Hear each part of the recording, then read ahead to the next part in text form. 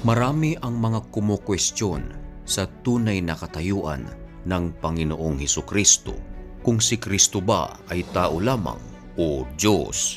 Isa sa mga tanong na kanilang ibinabato ay kung meron bang mababasa sa Biblia na ang Panginoong Hesukristo ay sinamba.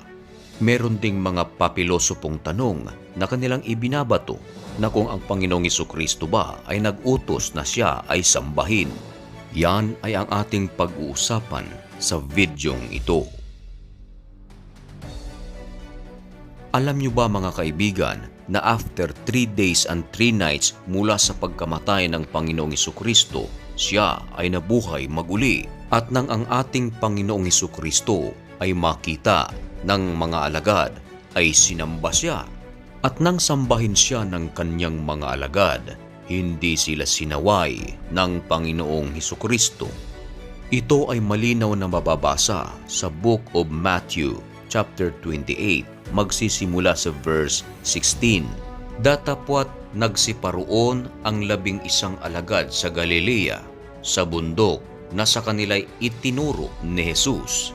Sa puntong ito, 11 na lang ang mga alagad ng Panginoong Hesukristo sapagkat wala na si Judas. At nang sila ay nagtungo sa Galilea, ay kanilang nakita ang Panginoong Hesukristo at ito ang kanilang ginawa.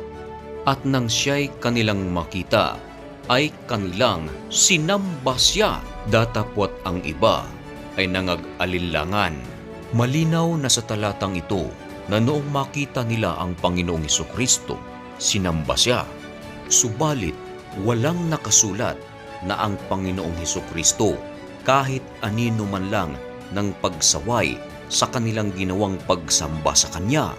Bagkus, lumapit pa ang Panginoong Hesukristo sa kanila at lumapit si Jesus sa kanila at sila ay Kanyang kinausap na sinasabi, ang lahat ng kapamahalaan sa langit at sa ibabaw ng lupa ay naibigay na sa akin.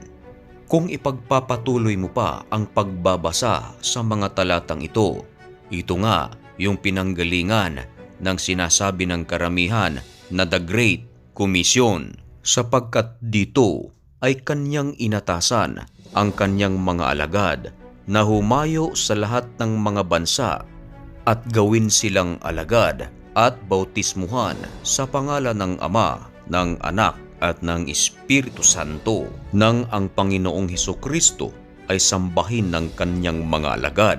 Ay hindi sila sinaway ng Panginoong Hesukristo na sinasabi, huwag niyong gawin yan. Ito ay taliwas sa nangyari sa Apostol Pedro, sapagkat noong may sumamba sa kanya, ay hindi ito hinayaan ni Apostol Pedro. Sa Book of Acts, chapter 10, verse 24 and 25, ganito ang ating mababasa. At nang kinabukasay, nagsipasok sila sa Cesarea at sila'y hinihintay ni Cornelio na tinipon nito ang kanyang kamag-anakan at ang kanyang mga kaibigang minamahal. Ayan, isang nagngangalang Cornelio ang naghihintay kay Apostol Pedro, at dahil dito kanyang tinipon ang kanyang kamag-anakan at mga minamahal na kaibigan. At nang dumating na ang Apostol Pedro at nangyari na pagpasok ni Pedro, ay sinalubong siya ni Cornelio at nagpatira pa sa kanyang paanan at siya'y sinamba. Ayan, isang nagngangalang Cornelio hindi lang nagpatira pa sa paanan ng Apostol Pedro, kundi sinamba ito. Ngunit ano naman ang ginawa ni Apostol Pedro? Datapwat itinindig siya ni Pedro na sinasabi, magtindig ka, ako man ay tao rin. Ayan, hindi ito hinayaan ni Apostol Pedro na siya ay sambahin, sapagkat ayon sa kanya, siya raw ay tao rin. Ito ay very opposite noong ang Panginoong Hesukristo ay sambahin ng kanyang mga alagad. May isang alagad ang Panginoong Hesukristo na nagngangalang Juan ang sumamba sa anghel. Sa Book of Revelation, chapter 22, verse 8 and 9, At akong si Juan, ako ang nakarinig at nakakita ng mga bagay na ito, at ng aking marinig at makita ay nagpatira pa ako upang sumamba sa harapan ng anghel na nagpakita sa akin ng mga bagay na ito. Ayan, maliwanag na si Juan ay nagpatira pa sa anghel, at hindi lang nagpatira pa, kundi talagang sumamba.